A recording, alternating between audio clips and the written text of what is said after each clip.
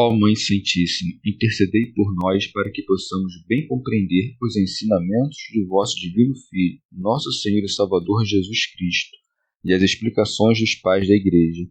Ó Virgem Imaculada, ofereço-vos este trabalho e peço que abençoais aqueles que o ouvirem, e que seja para a maior honra e glória de Deus. Amém. Senhor onipotente, purificai o meu coração e os meus lábios. Vós, que purificastes os lábios do profeta Isaías com carvão em brasa, e dignai-vos, por tal modo, purificar-me com a vossa misericórdia, para que possa dignamente anunciar o vosso santo Evangelho. Por Jesus Cristo nosso Senhor. Amém. Senhor, abençoai-me. Que o Senhor resida no meu coração e nos meus lábios, para que anuncie digna e convenientemente o seu Evangelho. Amém. Evangelho de Nosso Senhor Jesus Cristo, segundo São Mateus. Segundo anúncio da paixão e o tributo para o templo pago por Jesus e por Pedro. Estando eles reunidos na Galiléia, Jesus lhes disse: O Filho do Homem será entregue às mãos dos homens e eles o matarão, mas no terceiro dia ressuscitará. E eles ficaram muito tristes. Quando chegaram a Cafarnaum, os coletores da didracma aproximaram-se de Pedro e lhe perguntaram: Vosso mestre não paga didracma?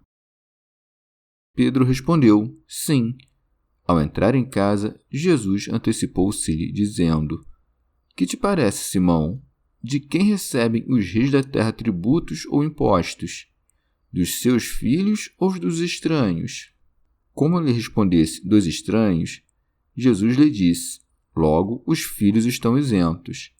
Mas, para que não os escandalizemos, vai ao mar e joga o anzol. O primeiro peixe que subir, segura-o e abre-lhe a boca.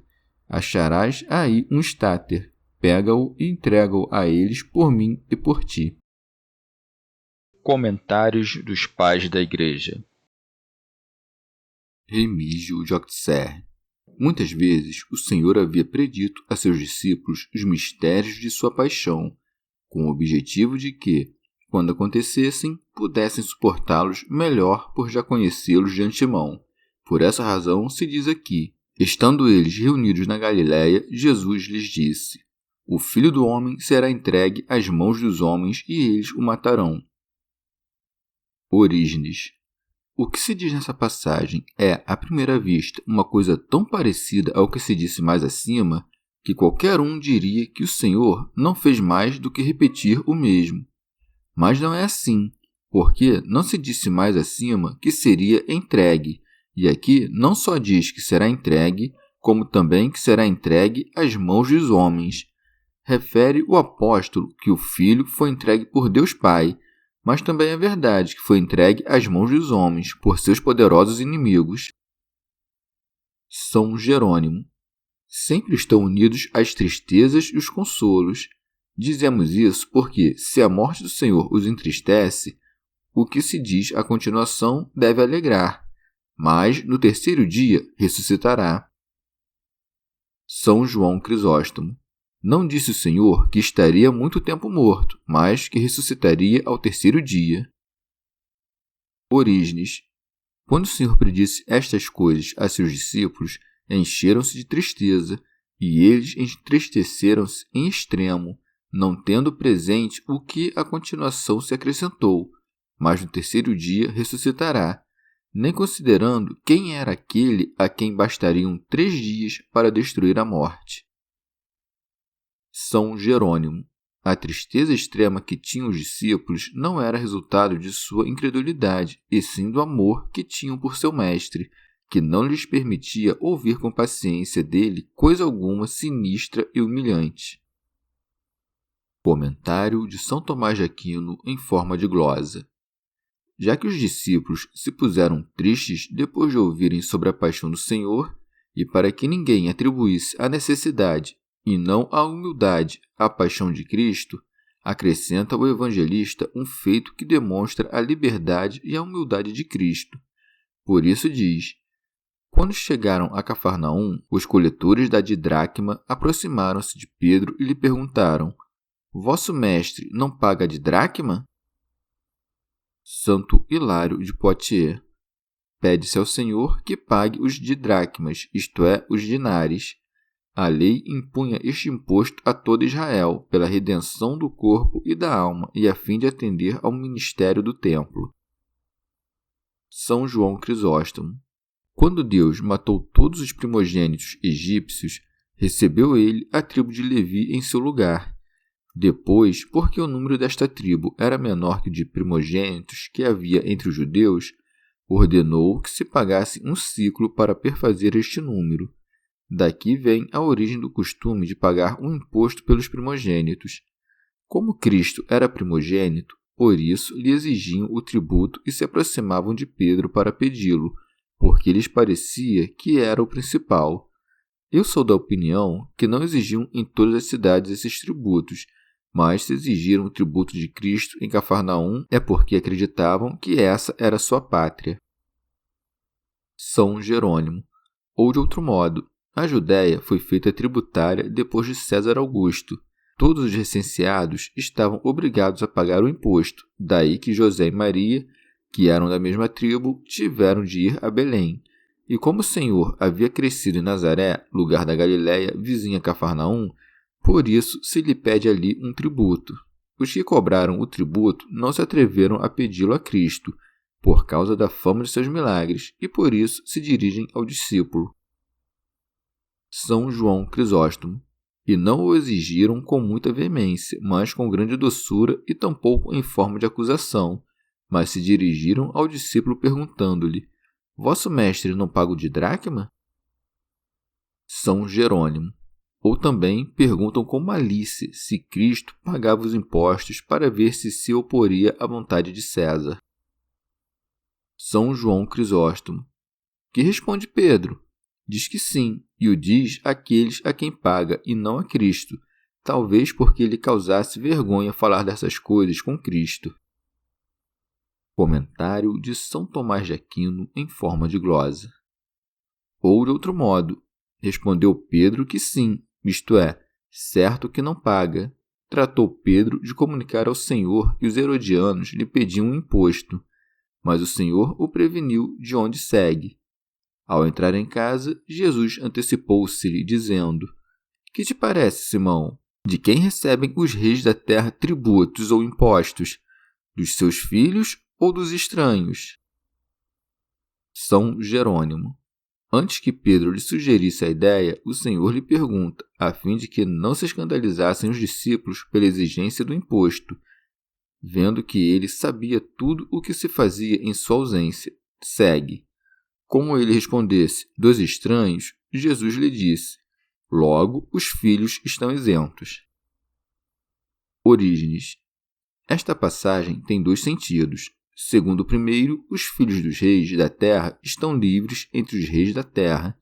Os estrangeiros, por outro lado, não estão livres fora de suas terras por causa daqueles que os oprimem, como os egípcios fizeram com os filhos de Israel. De acordo com o segundo sentido, pela mesma razão de que alguns são estranhos aos filhos dos reis da terra, mas são filhos de Deus, estão livres aqueles que permanecem nas palavras de Jesus e conseguiram a verdade, e a verdade os libertou da servidão do pecado.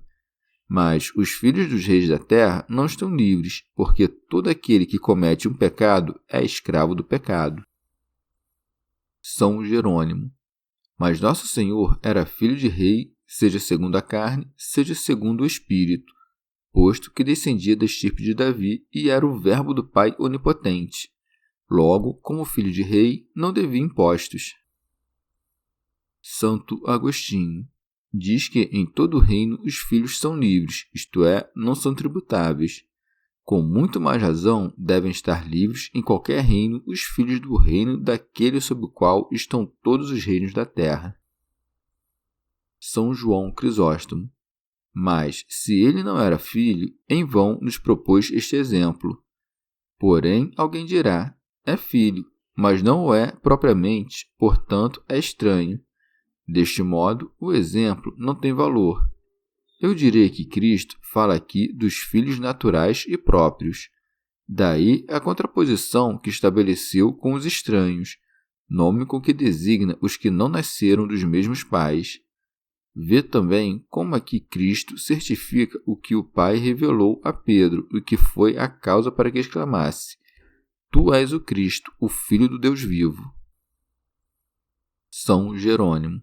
Logo, mesmo ele estando livre, no entanto, como vestiu a humildade da carne, teve de cumprir todos os deveres de justiça. Por isso segue: mas, para que não os escandalizemos, vai ao mar. Orígenes. Como consequência natural dessas palavras, devemos compreender que todas as vezes que os homens se apresentam para nos tomar os bens da terra em nome da justiça, são os reis da terra que lhes transmitem a ordem de exigir de nós aquilo que lhes pertence. E o Senhor nos proíbe, com seu exemplo, de causar algum escândalo também para estes homens, ou para que não pequem mais, ou para que sejam salvos. É assim que o Filho de Deus, que jamais fez algum trabalho servil, paga, no entanto, o imposto e a captação, porque ele se revestiu da forma de servo por amor aos homens. São Jerônimo. Não sei o que admirar mais nesta passagem, se a presciência do Salvador ou sua grandeza. Ou sabia pela presciência que existia um estáter na boca de um peixe e precisamente no primeiro que devia pegar Pedro, ou, por sua grandeza e poder, foi criado um estáter na boca do peixe. Desta maneira, fez com que sua palavra o que havia de encontrar depois. Logo, o próprio Cristo, por sua excessiva caridade, levou a cruz e pagou os impostos. E nós, desgraçados, que levamos o nome de Cristo e que não fizemos nada digno de tão grande majestade, não pagamos os impostos por sua honra e estamos, como filhos de um rei, isentos de tributos. Simplesmente conhecer esta conduta de Cristo no meio de sua extrema pobreza, posto que não tinha com que pagar o imposto por sua pessoa nem pela do apóstolo, edifica a qualquer um que o saiba. E se alguém nos objetasse: e a bolsa que levava Judas? Responderemos que Cristo considerava como criminoso aplicar uma utilidade própria o que pertencia aos pobres e que ele mesmo nos deixou esse exemplo. São João Crisóstomo. Ou também que não quer que se dê do dinheiro que levavam para fazer ver que ele era o Senhor do mar e dos peixes. Orígenes. Ou também porque não levava a imagem do César, pois o príncipe deste mundo nada tinha a ver com ele. Por isso, não tomou a imagem de César das coisas que possuía, mas das profundezas do mar. Ele não recebeu o estáter, nem o fez propriedade sua, para que a imagem do César não estivesse junto à imagem do Deus invisível. Vede a prudência de Cristo, que não se recusa a pagar o tributo, e tampouco manda que se pague da maneira ordinária. O Senhor manifesta, primeiro, que não está sujeito ao imposto, e depois o paga. Fez isso, ou seja, pagou o imposto, para que não se escandalizassem os cobradores, e o primeiro, isto é, manifestar que não estava sujeito, para que não se escandalizassem os discípulos. Quando os fariseus estabeleceram sua doutrina sobre as comidas, o Senhor desprezou o escândalo dos próprios fariseus. Deste modo, mostra-nos como saber quando convém não desprezar aos que se escandalizam e quando é oportuno ignorá-los. São Gregório Magno. Devemos considerar que estamos na obrigação de evitar o escândalo em tudo em que não há pecado. Mas, se o escândalo tem sua origem na verdade, então é preferível permitir que nasça o escândalo a deixar a verdade. São João Crisóstomo. E assim como nos causa assombro a virtude de Cristo, assim também deve nos encher de admiração a fé de Pedro, que obedeceu a uma coisa tão difícil. Por isso o Senhor o recompensou por sua fé, incorporando-o a si na paga do imposto, coisa que lhe foi sumamente honrosa. Por isso diz: acharás aí um estáter, pega-o e entrega-o a eles por mim e por ti. Comentário de São Tomás de Aquino em forma de glosa. Era costume que cada um pagasse por sua pessoa um didracma, e o estáter tinha o peso de 2 didracmas. Orígenes. Em sentido místico, no campo da consolação, isto é o que significa a palavra Cafarnaum, o Senhor consola a todos os discípulos e declara-os filhos livres, dando-lhes o poder de pescar este primeiro peixe, para que, quando este ascender, receba Pedro a consolação sobre aquele que foi pescado. Santo Hilário de Poitiers. Quando o Senhor aconselha Pedro que vá buscar o primeiro peixe, indica-nos também que subirão outros muitos. O bem-aventurado e primeiro mártir, Estevão, subiu primeiro, levando em sua boca um estáter, no qual estava contido o didracma da nova pregação, como se fosse o valor de 2 dinares, porque pregava a glória de Deus e o Senhor Cristo, considerando-o fixamente em sua paixão. São Jerônimo, ou também este primeiro peixe que foi pescado foi o primeiro Adão, que pelo segundo Adão foi libertado, e a que se encontrou em sua boca, isto é, em sua confissão, foi dado por Pedro e pelo Senhor. Orígenes. Quando vires algum homem avarento corrigido por algum Pedro que lhe tirou de sua boca palavras de interesse, diz que esse homem subiu do fundo do mar, ou seja, do meio das ondas dos cuidados próprios da avareza, pendente do anzol da razão, e que foi pescado e salvo por algum Pedro, que lhe ensinou a verdade para que tenha, em lugar do estáter, a imagem de Deus, isto é, sua palavra.